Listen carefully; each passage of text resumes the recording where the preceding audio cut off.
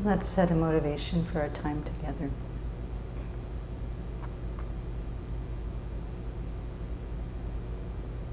When we're together with a large group, and pay attention to our own breathing.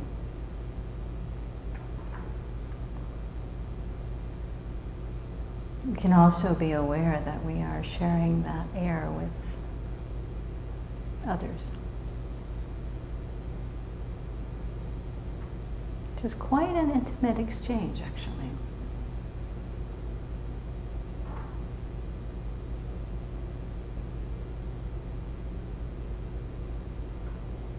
And in some way, however many people are here, we're taking in something from them and giving them something too.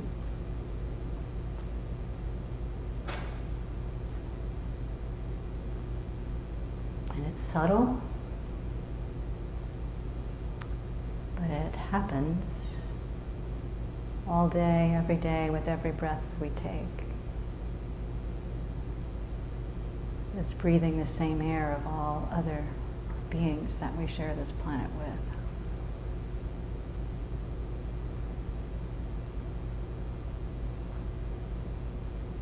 And every single one of those beings, every one of us in this room,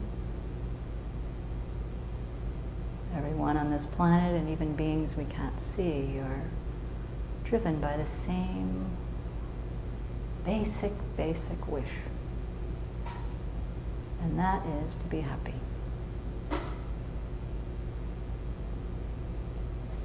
To have no difficulties, no hassles, no pain, no suffering. And to have happiness.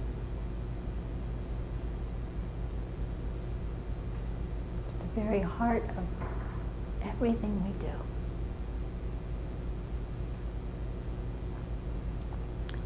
And so in our time together tonight, may we set a motivation that we will explore what this is about, this cultivating happiness for ourselves.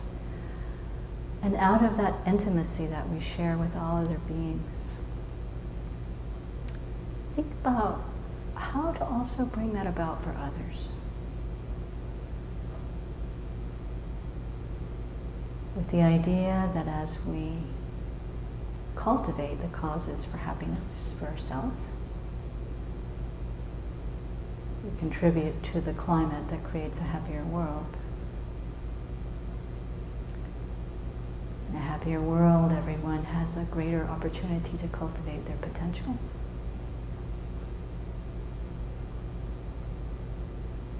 And hold the long-term view to realize our aspirations to be happy and free of suffering for ourselves and for all beings. Hold that as a possibility as we spend our time together tonight.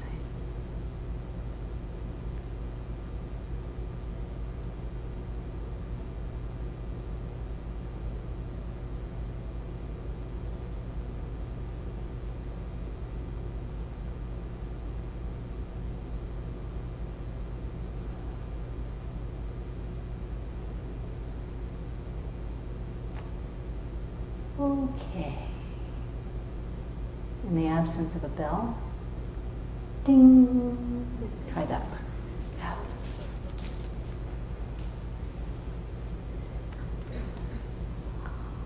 So our topic tonight, the qualities of a rich life.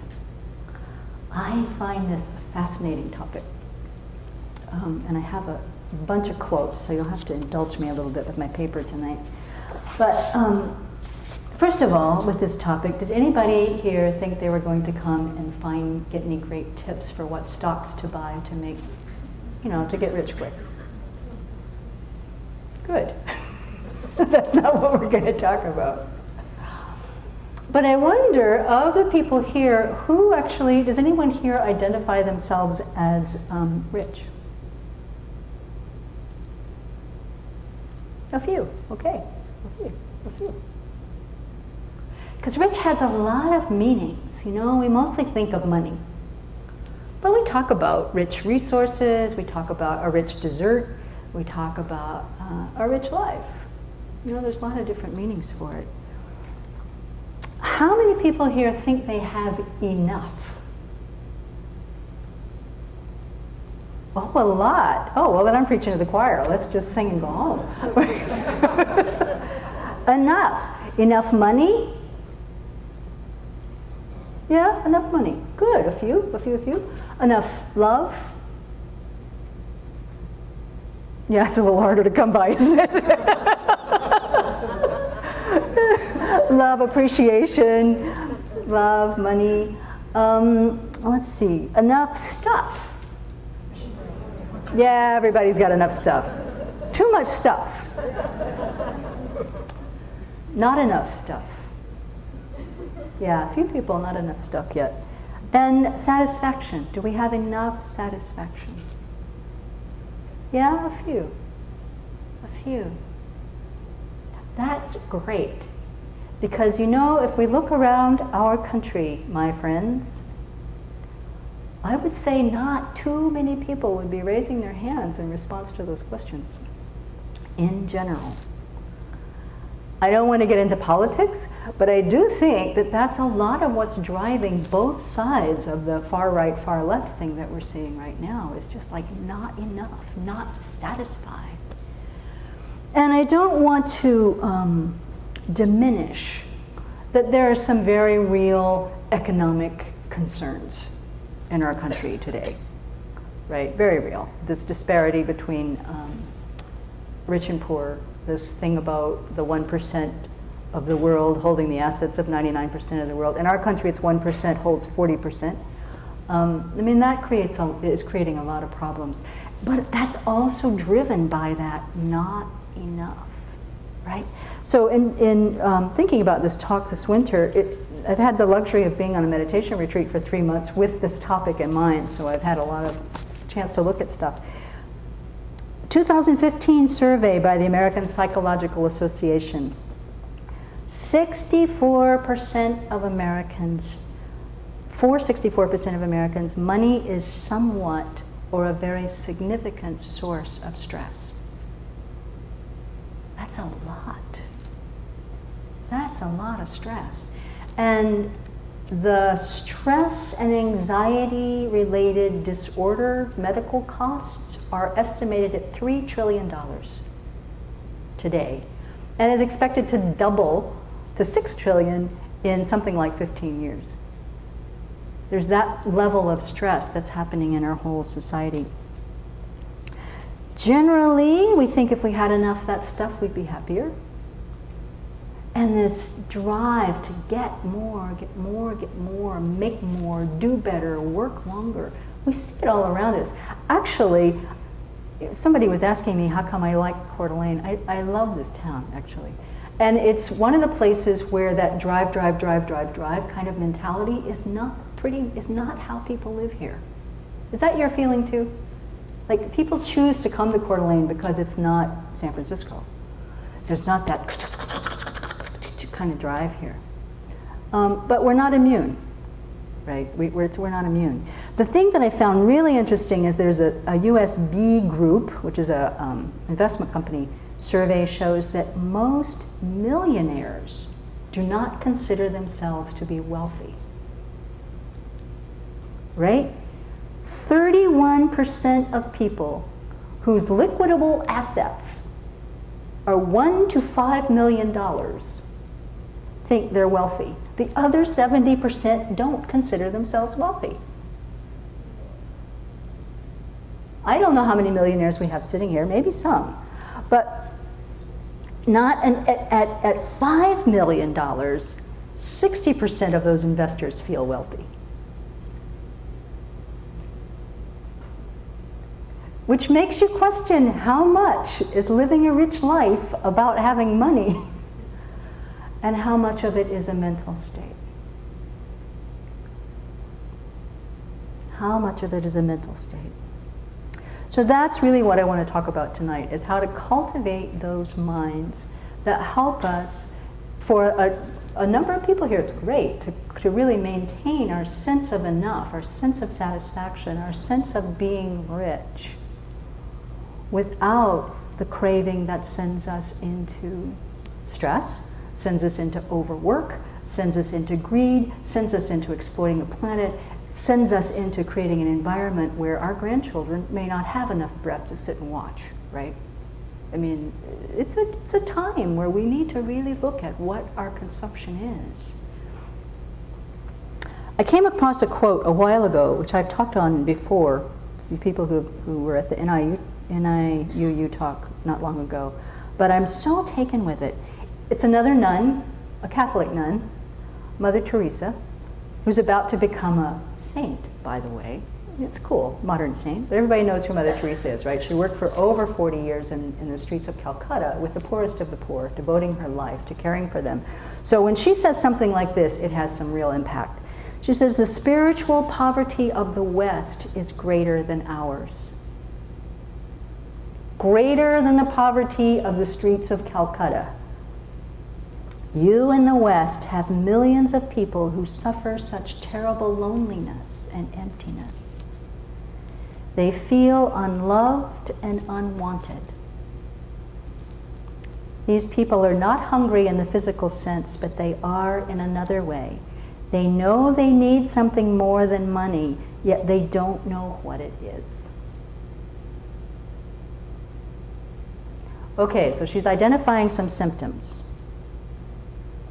People suffer loneliness and emptiness. True? In our own lives, we've all had that. Is it anybody here who's never had that feeling? No. People feel unloved and unwanted.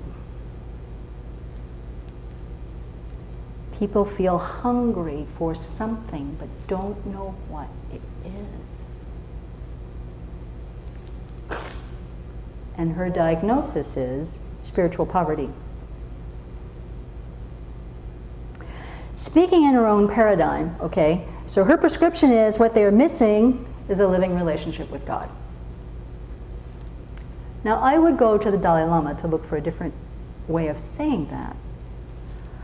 But, I mean, she's on the mark. If you identify that our basic kindness, our basic goodness in the world, our basic spiritual values, we're disconnected from that as a people. That being separated from that is what causes this kind of emptiness and this kind of loneliness, right? Does that register for people? Would you agree? You think that's on the mark?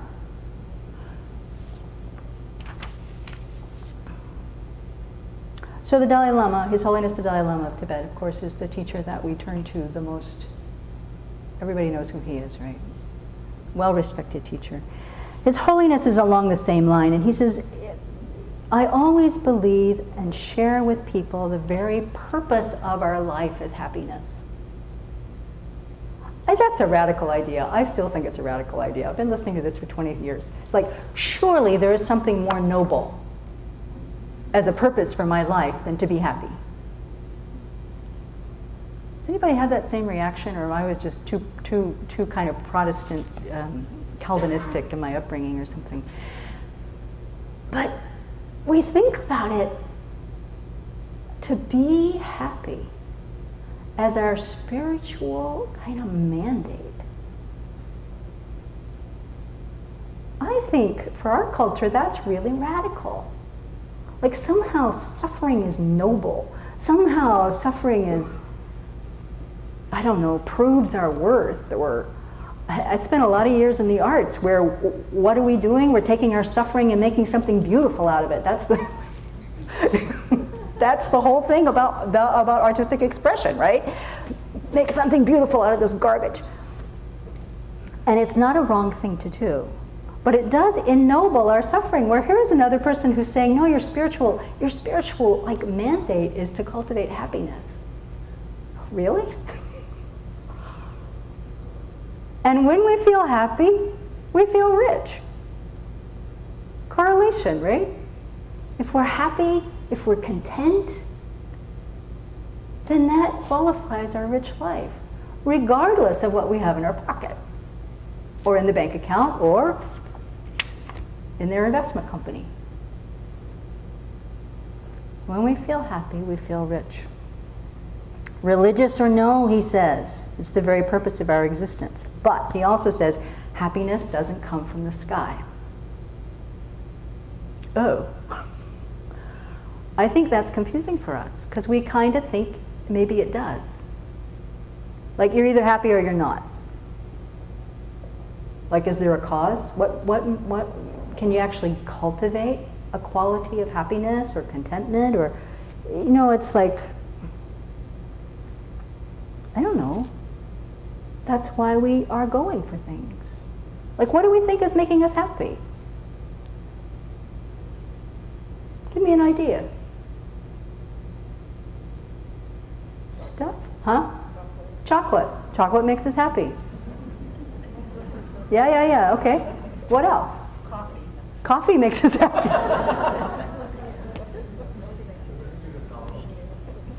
College? The pursuit of knowledge. The pursuit of knowledge. Doesn't end. Which doesn't end. Yeah, that's true. Point of view. A point of view makes us happy. Yeah. My cat. Your cat makes you happy. Yes? Sunshine makes us happy. Health makes us happy, yes. Yes, Mary? Peace of mind. Peace of mind makes us happy. You guys already read the book. Don't we think? I mean, it is true. If we're hungry, if we don't have a place to live, if we don't have support, that is hard. It's hard. There's a certain level of physical well-being that supports us to cultivate a peaceful state of mind. Right? It's not impossible to be homeless and hungry and happy, but it's harder. It's harder. But on top of that, happiness comes from a state of mind. So His Holiness talks about 2 levels of happiness. You know, this general feeling of physical well-being, and then much more important is our state of mind. And he says, we must make our own happiness. It comes from inside ourselves. You know, regardless of even the beauty of our cat, who loves us no matter what. What's the problem with deriving all of our happiness from the cat? She can be taken away. Not can be, will. Will. Changes. What's the problem with really reaching for coffee as our sole source of happiness? Pardon? I said You get addicted to caffeine, and then you can't bear it when it's taken away. And then you get old enough where you can't drink it anymore.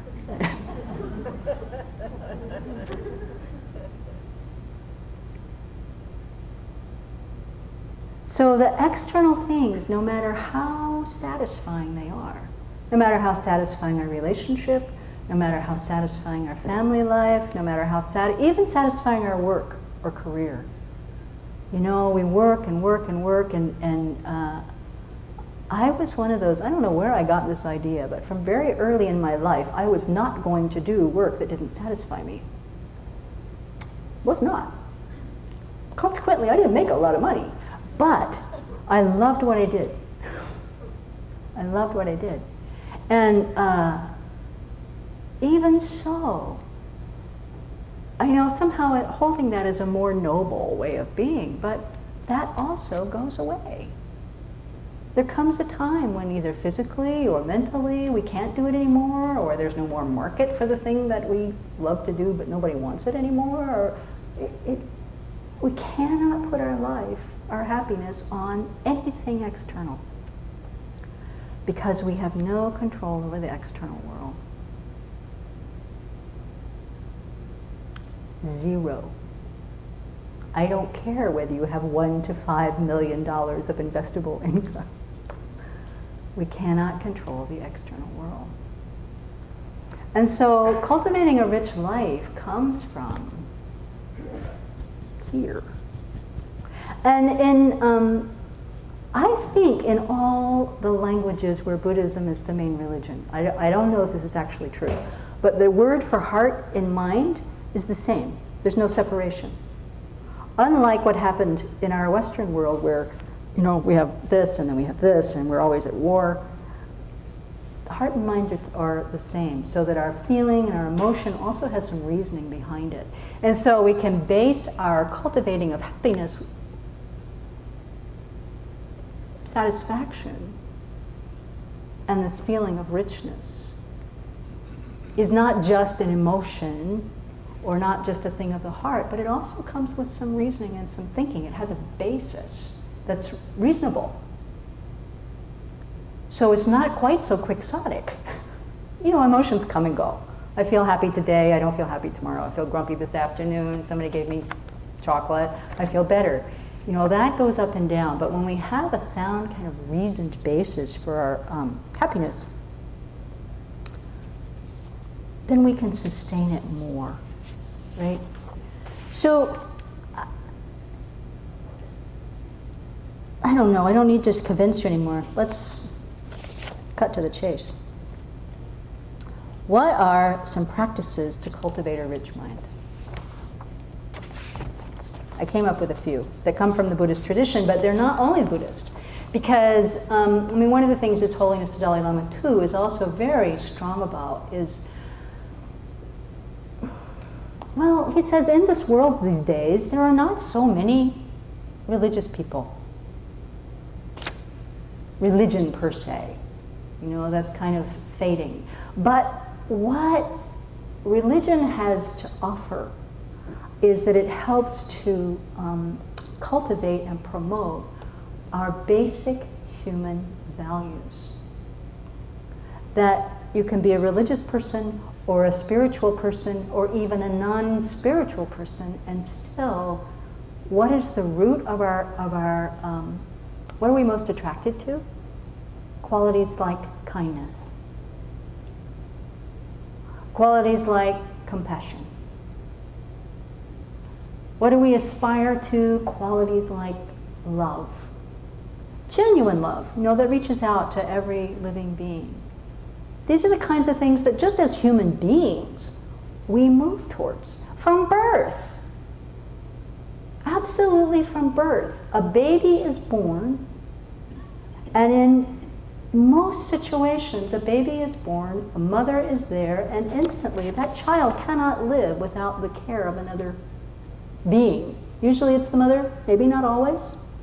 Cannot live without it. We're biologically wired to offer kindness to that child. Animals do it too. We move towards a smile. We don't move towards a frown.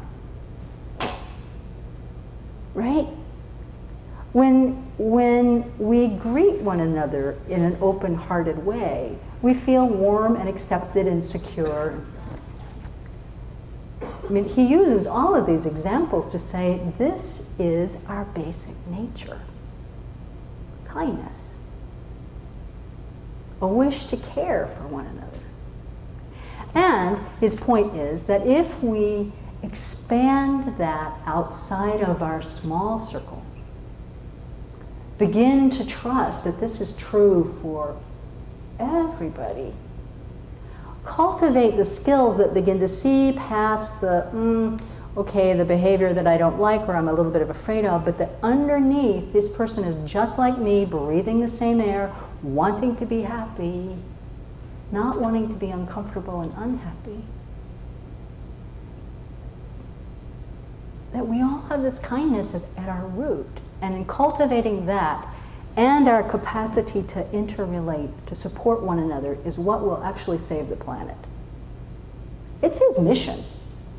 It's really his mission these days. So it's not about religion, but it is about reconnecting with and affirming what are our basic human values and how do we cultivate those for a better personal life.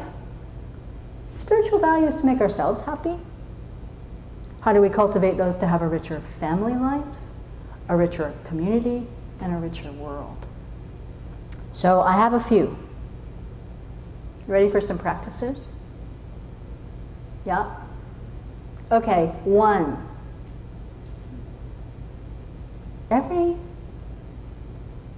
I would say every every religion has this.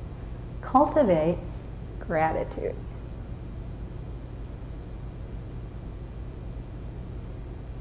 Agree? Gratitude. Now, there's a beautiful meditation that we practice that I want to guide you on just a little bit that helps to support this gratitude idea. First of all, we need to level, get rid of the fear we have about how we're going to get by tomorrow. If you're part of the 64% who worries about money. And that is to get real about staying right here in the moment.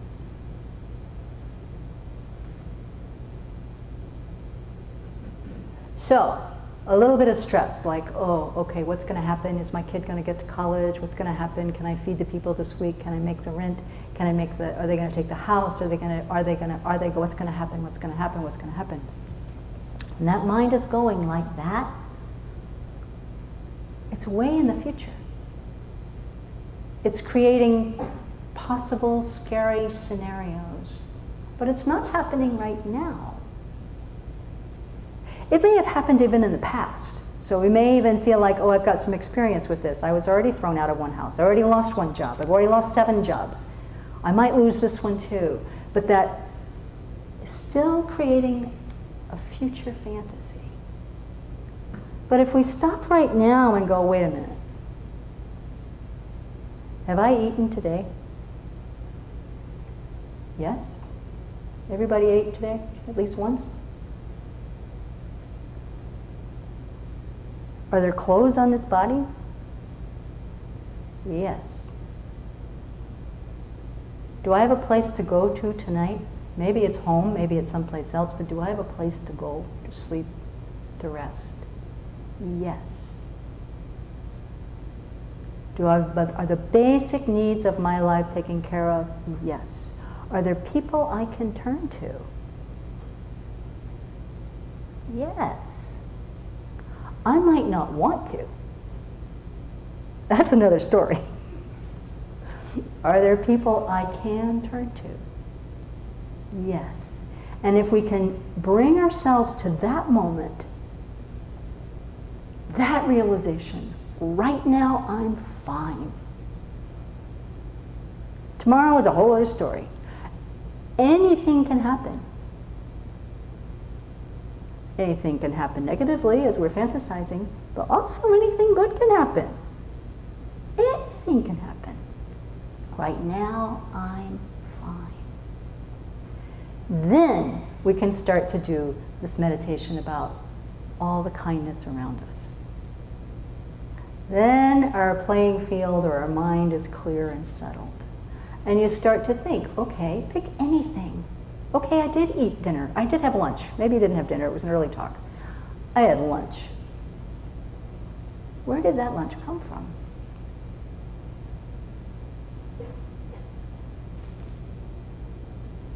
We'll all have a different answer. But odds are none of us grew all the food, prepared it, made it. Somebody else did that. Somebody else put that lunch together. What did we have today? Oh, Tracy made our lunch. Tracy made our lunch. We had beans. We had a Mexican lunch. We had vegetable enchiladas. We had corn tortillas. Who grew this corn? Who made these tortillas? Who actually brought those tortillas to the monastery? I have no idea. Somebody did. Somebody went to the grocery store, picked up a package of tortillas that somebody at the grocery store had put in that refrigerator case. Doing their job, thank you very much. They came to work, they stocked the tortilla case today. Where did those come from? Off a truck? Some tortilla factory? I used to live around the corner from a tortilla factory in Tucson, Arizona. Somebody got up early in the morning and made those tortillas. Several somebodies. Somebody packed them up. Somebody put them in that plastic bag. Somebody makes those plastic bags. Somebody makes the ink that gets printed on those plastic bags, so you know they're corn tortillas and not flour tortillas. Somebody writes the copy to describe what's in those tortillas. So if you're gluten-free, you can read it and know that it's safe to eat or not. Those are all people. Those are all people involved in the creation of just that piece of our vegetarian enchilada. We could do that with the tofu that was in it. We can track the cow that made the cheese. We can track the beans, the cans of the beans. I mean, any single thing we have in our life, the piece of paper I printed this talk on. Trees, loggers, paper mills, truck drivers, road builders so the trucks can drive, tire makers, fuel. It all comes from an interconnected network of living beings that we don't really think about, and without whom we cannot live.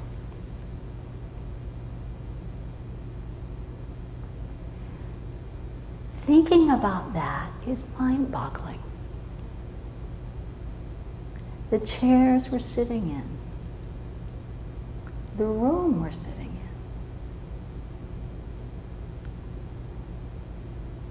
the air that's coming into this room. Who designed this thing? You may know who the builders were, I don't know. Some of you might, actually. And so to think about gratitude, not just for the people we know, and that's hard enough to actually bring to mind, but to extend that thought of gratitude to living beings all over the planet, completely anonymous people. We don't know who they are, we'll never know who they are. But because they got up, did their job, did their work, made a contribution, we are able to have our enchiladas for lunch. To practice that way of thinking completely changes the way we see the world. Completely. There's another nun who's not a part of our monastery, but whose teachings have influenced me a lot. Early on when I first heard this concept, she would talk about the Tibetan lamas who have meditated on this for a long time. She says they go into the grocery store and they can hardly stand up. They're so bent over in gratitude at all the things that are in the grocery store. That image is so vivid to me, to have that level of awareness. And where does that awareness come from? It comes from just practicing. It means we have to. The thing about living a rich life and cultivating a rich mind is we have to work as hard as if we were going to go get another job. I promise you, it is hard. We have to change our habitual mind that looks at the tortilla and goes, oh, it's a corn tortilla. I like flour tortillas. End of thought. Oh, they have those beans. I like black beans. How come she gave us these pinto beans? Ugh. Actually, I like pinto beans. But that's where our habit of mind goes. This chair is too hard. We have to work. We have to work at changing that mind. We have to work at actually seeing this field of incredible wealth that we are a network part of. But it's a habit that's worth cultivating, because it changes the way we see the world. And that is one magnificent way of cultivating a rich life. And as you can see, that meditation is endless. And you can do it anywhere, anytime. So one of the qualities, actually, of cultivating a rich life, too, is taking the time to think about what are our spiritual values. What are the things that we think are meaningful? A little bit of time every single morning, 10 minutes, even 5 minutes, where I think, what do I care about? What do I want to bring into the world today? Oh, I care about kindness, or I care about justice, or I care about love, or whatever your heart value is. Like, okay, that's my theme for the day. May my theme be kindness, no matter what happens. May this be my theme today. Then at the end of the day, take 5 minutes. Check. Was I able to fulfill that kindness today? Okay, I did well here. Not so well there. No problem. Tomorrow I'll work again. But we have some little goalposts or signposts or a place to check in with ourselves, so that we're not just going on automatic and but we actually stop for a minute and think, what's important to me? I'm going to set a motivation for today. And that's cultivating a quality of a rich life. Make sense? Then there's another one. So we've cultivated this kindness, we've cultivated this sense of gratitude, we're thinking about what are our spiritual values, and then we practice what? You probably know. Giving. If we feel poor, give something away. If we feel unloved, give some love.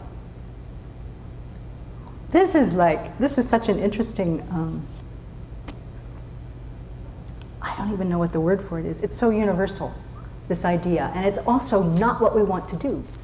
When we feel tight, when we feel broke, when we feel afraid, the last thing in the world we want to do is give something. Like, what will I do without this?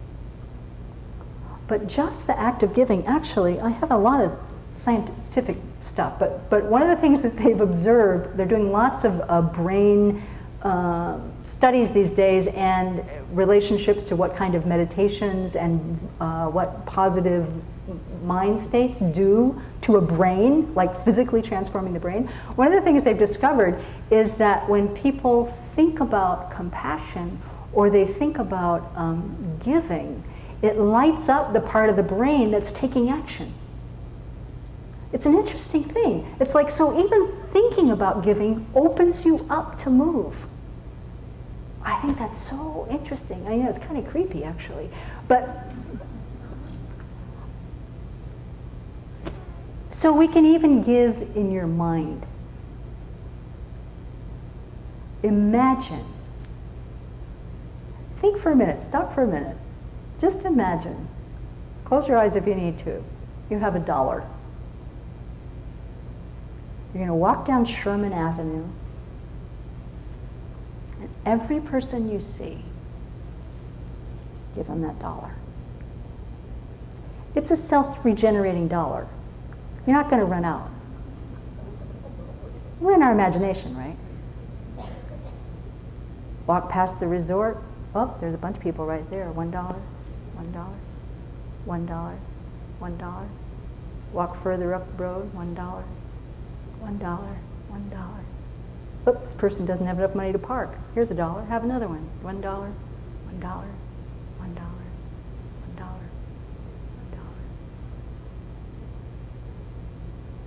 If you're doing that in your mind, people doing it a little bit, how does it feel?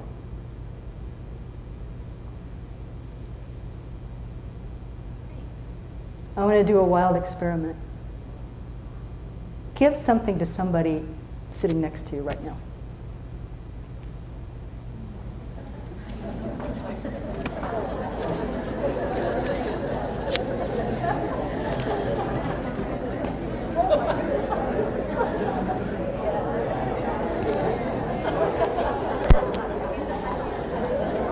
Do you need a Kleenex? Thank you. Yeah, you're welcome. Thank you.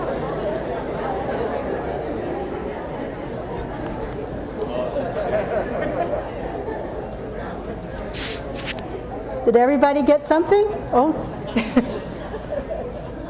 Oh, I didn't get anything. That's okay. Oh, thank you very much. Thank you. Thank you. That's a nice offering.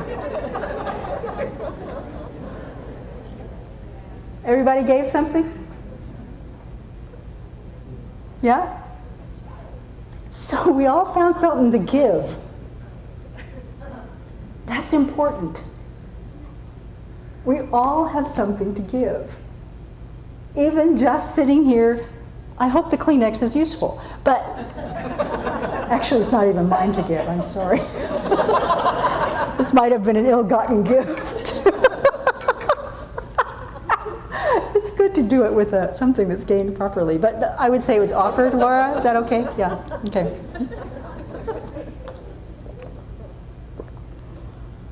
We all have something to give.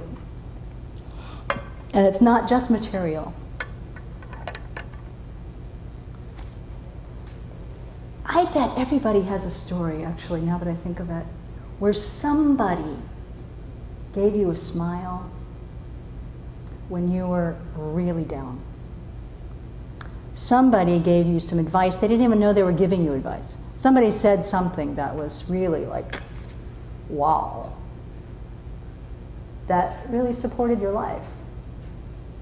If you think about it, we probably all have a story of something that was given, not even intentionally often, that was so beneficial to us.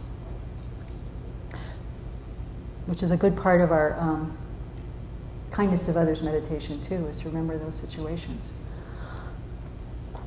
But the point of bringing that to mind is that if we're in the mind frame of giving, then it doesn't matter whether you're just handing out a Kleenex or whether you're handing out a smile. You're in the frame to actually bring benefit to others. And when you bring benefit to others, how do you feel? Rich. How many people here volunteer at something? How do you feel when you volunteer? Fabulous. It's why you do it, right? You feel great. You help people, or you help a situation, or you help something. And when we rejoice about that, when we don't take it for granted, when we really think, yeah, this is a good thing. We rejoice at our own good actions, our own virtuous actions, and then we rejoice at other people's virtuous actions. It also makes our mind happy.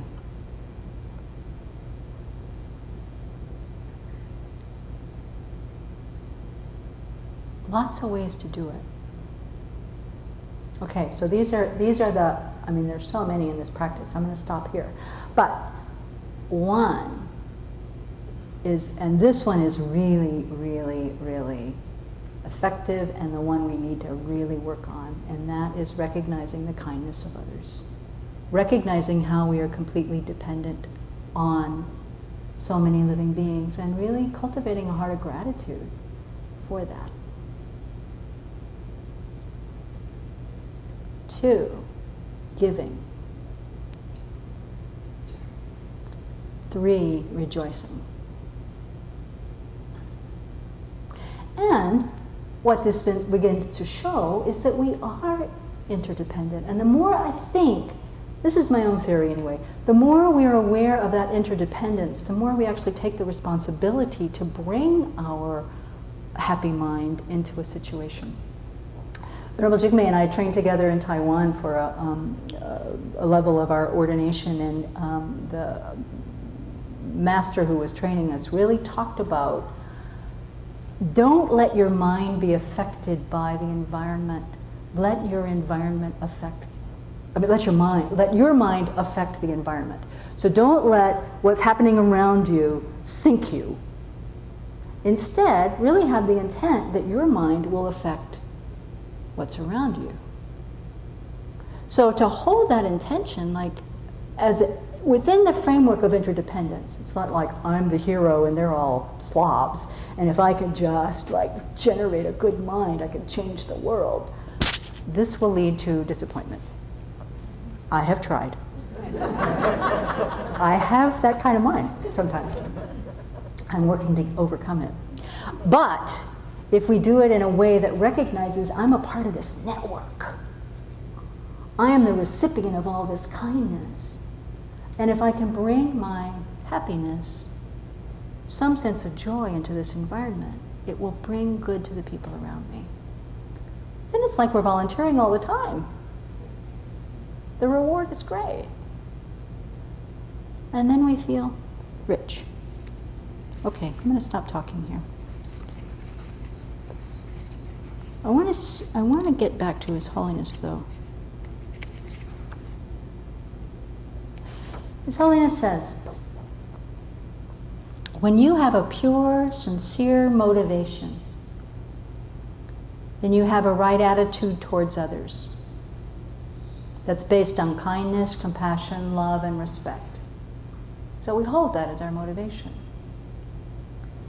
Practice brings the clear realization of the oneness, the interconnectedness of all human beings, and the importance of others benefiting by your actions. So if we hold that as our motivation, then the reward is tremendous mental wealth, tremendous happiness, and that makes a rich life.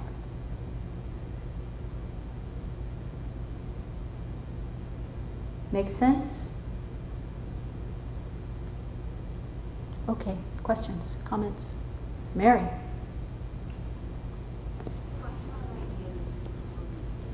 What? You have ideas what? That this should be a really American or a Western raised kind of thing, but I struggle a lot.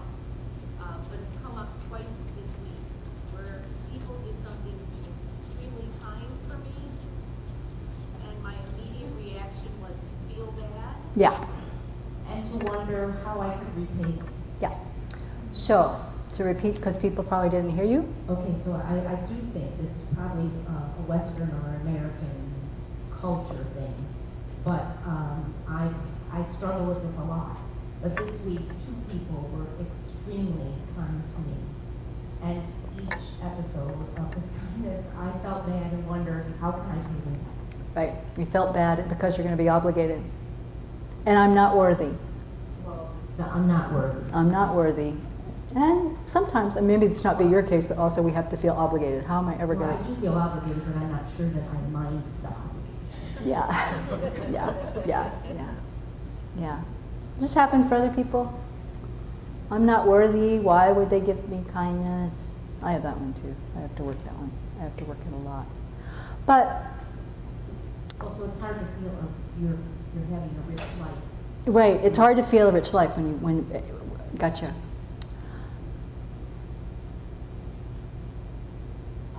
What's at work there, and I will just call it for what it is. We talk a lot about the self-centered thought in Buddhism.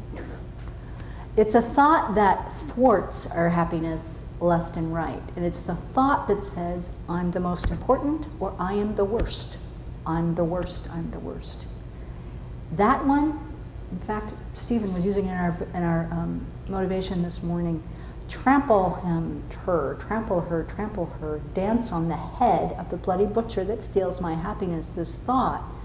So the way that I have come to begin to work with this is actually to look at this very meditation on the kindness of others, to see that I'm not special if somebody's kind to me. Right? If I'm kind to somebody else and they don't receive my kindness,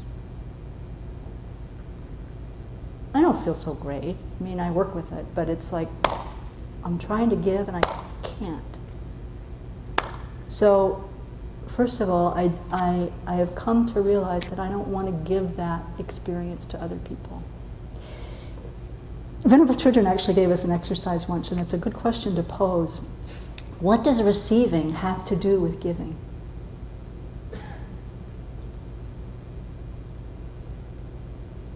What do you think? Yeah. Reciprocity. Like there's no giver if there's not a receiver. So in fact, receiving when somebody is trying to be kind to you is giving. Right? It's giving because they want, I mean, from their own heart, they're offering something. They want to be kind.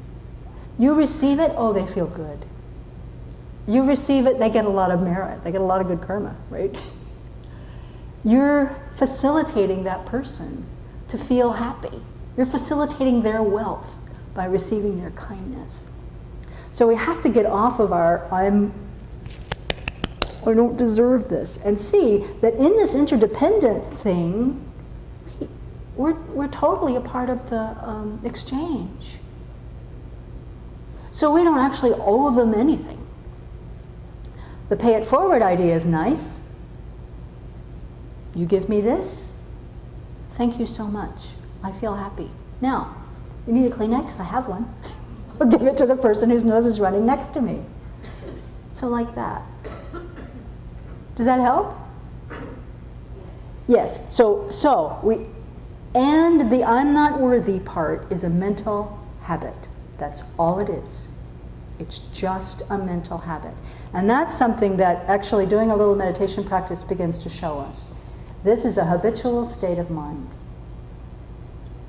This is where my mind comes to whenever something comes up. I'm not worthy, or I might as well give up, or whatever our mind does. We know some of them. We probably don't know some of them too. But it's just a thought, it's just a mental habit. It's not the truth, it's not the gospel, and we can change it, but we have to be aware of it. So when that comes up, you go, oh, I'm receiving, I'm helping you. How nice, how good for me, I'm helping you, thank you very much.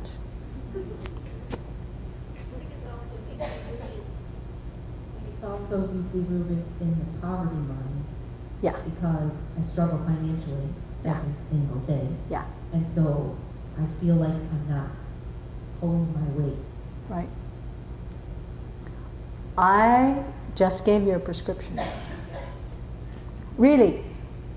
And I will tell you something, these are tested methods.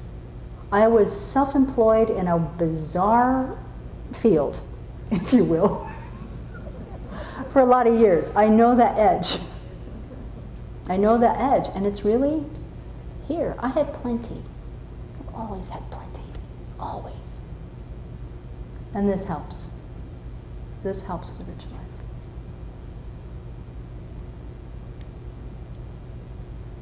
Questions, thoughts, arguments, refutations? Let me bring the mic to you for your question.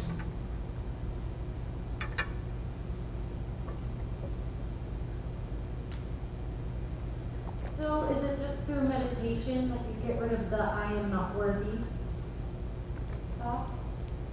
What other suggestions? Therapy helps. And I'm not joking. I mean, you know, if that's the inclination, it does help. But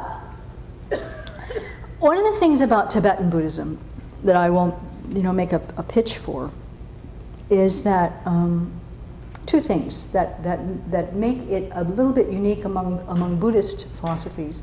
One is that when one of the masters came from India to Tibet in the second wave of transmission, 1,000 years ago or so, he laid out a step-by-step method for reflecting. And it lays out the path in a way that's very easy to understand how to develop the mind. So following those thoughts, what does he start with? I mean, he actually starts with relying on a spiritual mentor, which may not be so great for Westerners. But the next meditation is appreciating our precious human life. Well, we spend time really thinking about, wow, I'm human, I'm alive.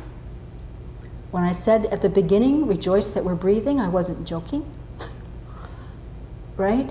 But we don't think about that, we take it for granted. So that meditation takes us to start, well, don't take it for granted. Not only that, but my body is whole, my mind works reasonably well. I have what I need materially reasonably well. I have a sincere interest in spiritual things. I mean, look around the world, it's like, that's not always so common. So we start to really appreciate what we have. That starts to change the I'm not worthy business. The second meditation in that list is death is certain. Time is unknown. So not only, it's not to like freak us out or creep us out, but it's like, oh, I have this precious opportunity right now, I have all these things going for me, and I don't know how long I'm going to have this. Well, that sets our priorities in a different direction, right? So that's one of the and it goes on and on and on, right up to ways of cultivating love, compassion, expanding that for all living beings, and developing wisdom. So it's a really step-by-step progression. So that's how that meditation helps. It's not just watching your breath, which will calm and give the space to begin to watch your own mind for sure. But Tibetan Buddhism has that method. And then there's also a genre of teachings called the thought training teachings, where you learn to change the way you think. And that helps too. Actually, the books that are out there are all on offer. We don't charge for anything. They're just available for offering. And the Don't Believe Everything You Think by our teacher is one of the thought training teachings. And do you have guided meditations out there? No. There is a book called Guided Meditations on the Stages of the Path that lays out those things. But any one of those books, you could just take, virtually anything she has out there, you could read the page and really think about it. It can start changing that I'm not worthy thought. Possible. How are we doing time-wise? Yeah, any other?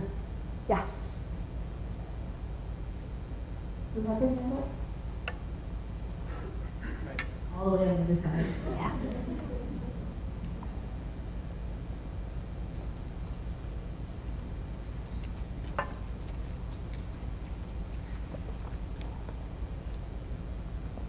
You were talking about cultivating compassion for other human beings. And I have definitely a lot of things with anger in my younger life that I've been working through. And I can get angry pretty quickly. I have triggers and everything. So I've been trying on working to cultivate compassion so that I don't let the anger get the best of me.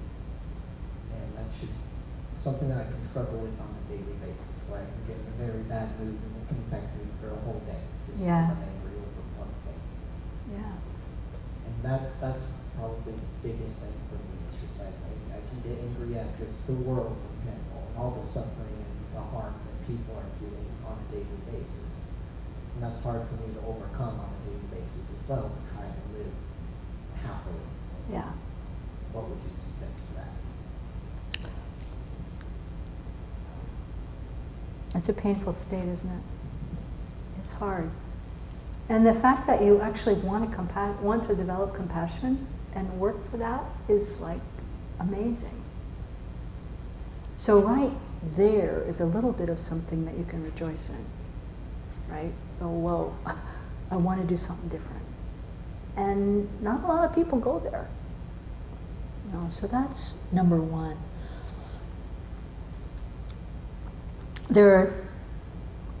If the book Working with Anger is out there, get it. There are numerous ways of changing the way we think. And a few things to say about that. One is not to expect immediate, overall 100% transformation, but to really congratulate yourself on every incremental change. Anytime you can stop, just for a moment. So rejoice in that. And the other meditation really is in the same vein. Maybe not so much in the kindness of others for yourself, although that's a good one. But also, I actually think we should all be doing this because the news is so bad. It looks like the world is in, big hellhole. But if we think for a minute and stop watching the news for a minute, all around us right now, tonight, children are being put to bed kindly with good parents who are trying to instill good values in them. Right now, people are being cared for in hospitals with people who care, who have good skill. Right now, there are shelters where people who don't have a home are going to find a bed, to find a meal. So to start actually thinking about the kindness that's all around us is actually greater than the harm. We don't see it because it doesn't make news. It doesn't make news because it's normal. It's normal for people to be kind to each other. But because it's not news, we take it so for granted that we don't see it. So this is also shifting the mind and paying attention to something that's right in front of our eyes, but we can't see so well yet. So if that anger is that kind of general pervasive with the whole world, try that as a meditation, just as a practice, and see how that helps. And I really recommend Venerable Thubten's book.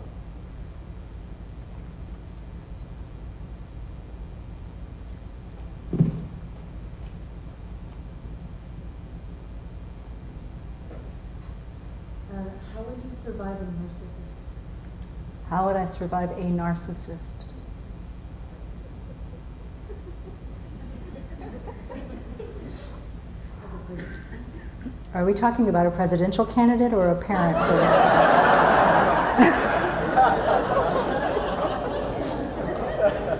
Family member or close friend?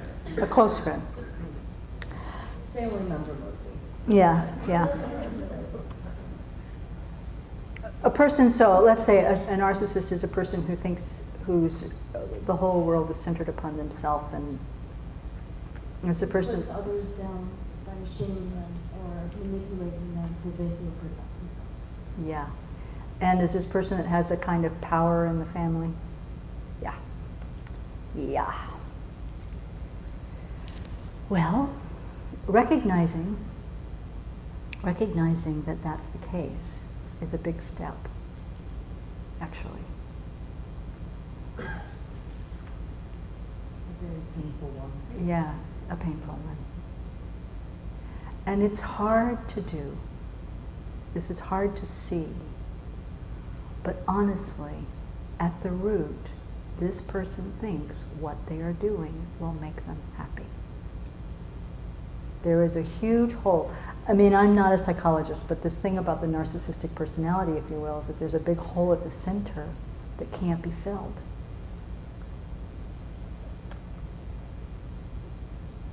Like, can't be. And so everything is done to try to ease the pain of that. So to find a place that's inside yourself that says, wow, I hate what they're doing. And I understand that they are trying to be happy. How sad that that's all they know how to do. How sad that they're trying something that will only bring more misery to themselves and everybody. How sad that is. The important thing is to also recognize that it has nothing to do with you. Absolutely, positively nothing. You cannot save them, but nothing, it's not about you at all. And that may be hard to come to if you've been living with it for a long time. Whole life. Yeah, whole life. But it's really, really important to understand that that person is that person. This person is about something else altogether. And that my self-confidence or my sense of value is not about them.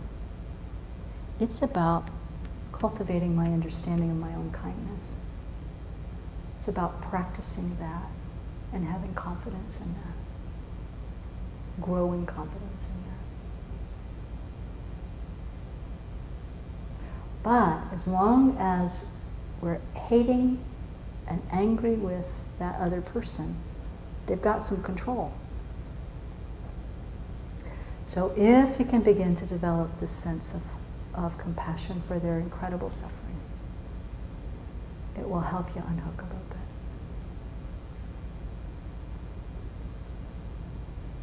And meditation will help. I mean, that's from the meditative standpoint. Okay, this is probably our last question. Yeah. So there's a lot of people that get diagnosed with mental health issues, Yeah. and recognizing the symptoms. What is your what would you recommend if you're able to recognize the symptoms and look at them from your own perspective, but just what do you do basically when you can see the problem you're facing but don't exactly know how to approach it? From the outside or from the inside? Are we talking about watching somebody else or watching ourselves? Ourselves. Yeah. Well, there's a lot of help available. I mean, that I think, and I may bring Venerable Jigme in on this, but the resources available, we have to be willing. We have to be willing to accept the help. Okay? So if you have the wherewithal that recognizes, yeah, okay, there's something I see coming, I see it coming, I recognize that this is something I'm going to get in trouble with, where is my help? Have it on a card in your pocket. This is the person I call for this is the resource I call for this is the resource I call for this. You know, and I want to say that meditation is not a replacement for mental health supports. You know, meditation is not a replacement for taking medications that keep us stable. It's not a replacement for therapy when we need counseling to help us view another way of seeing the world, but it is an adjunct support that can help keep us stable in that way, right? So that it's really, really important to cultivate, kind of like Mary's question at the beginning, to cultivate a willingness to accept the help that's available to us and recognizing that we're helping others all the time too. Does that help? Yeah. Jigme, anything else you want to add? I think one of the most important things is to, and especially I think by meditating we understand that there is nothing in the mind that can't be changed. Ah, yes, thank you.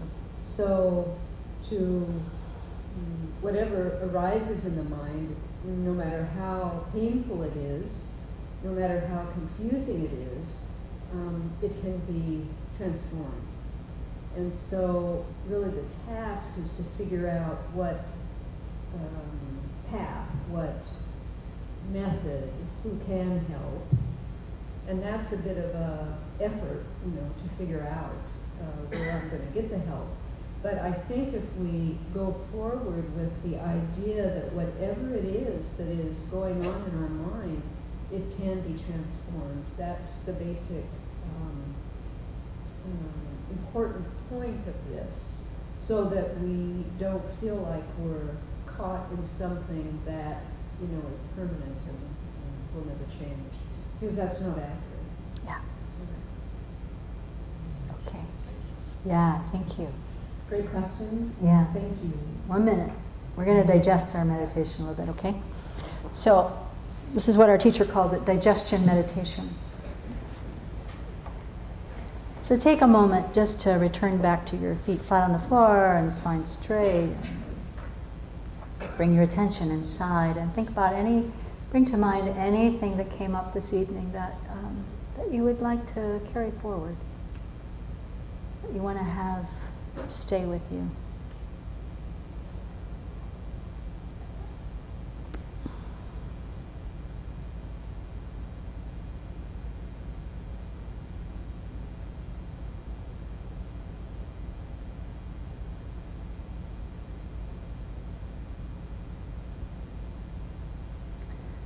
And let's acknowledge that in this time together we've generated a tremendous amount of positive energy.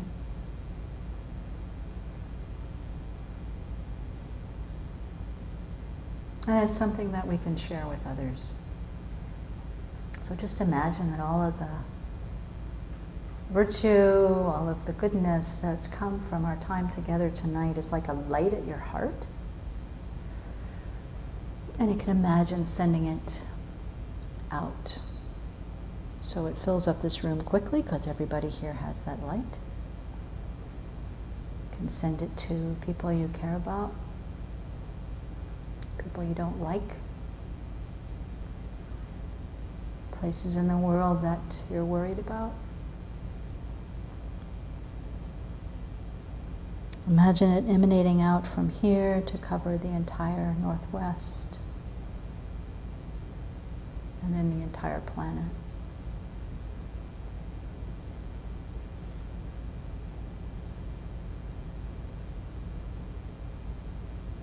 And just dedicate or direct this energy so that by our time together and by our aspirations to cultivate these inner qualities of richness, we plant the seeds for our own coming to fulfillment of our own potential.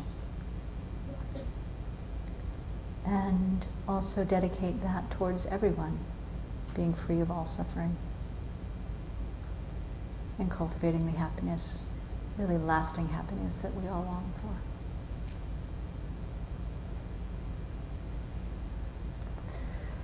Okay. Thank you all very much.